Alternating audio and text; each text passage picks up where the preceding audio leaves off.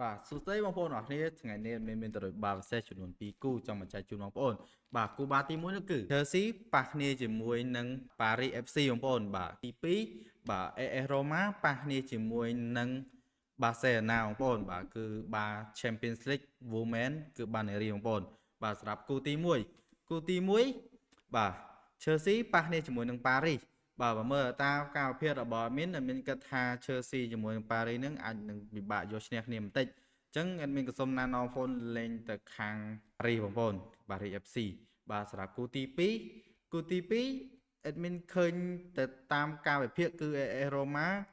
បាទក៏មានភាគរយច្រើនបាទរីឯ Barcelona បាទអាចយកឈ្នះនំប៉័ងបាយ័នក្នុងលទ្ធផល7-1បើមើលតាមការវិភាគ admin ក៏សូមណែនាំបងប្អូនលេងទៅខាង Barcelona ផងដែរបាទបងប្អូនគិតយ៉ាងណាដែរបាទកុំភ្លេចចូលរួមទូទាត់លេងជាមួយមានទាំងអស់គ្នាតែក្រុម2នេះ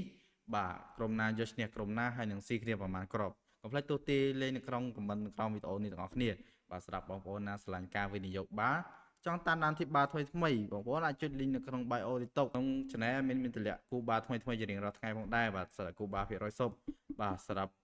បងប្អូនណាចូលជាសមាជិករបស់មានឱកាសចាក់រង្វាន់រៀងរាល់មួយសប្តាហ៍ម្ដងបងប្អូនបាទសូមអរគុណនេះក៏ជាគូបាល់កុសលរបស់មានទេបងប្អូនមានសិទ្ធិយកតែកែច្នៃឬមួយធ្វើតាមការគិតរបស់បងប្អូនបាទសូមអរគុណជូនពរបងប្អូនសំណាងល្អជួយ follow មានម្នាក់បងប្អូនដើម្បីជាកម្លាំងចិត្តឲ្យមានធ្វើវីដេអូបន្តបាទសូមអរគុណសូមជម្រាបលា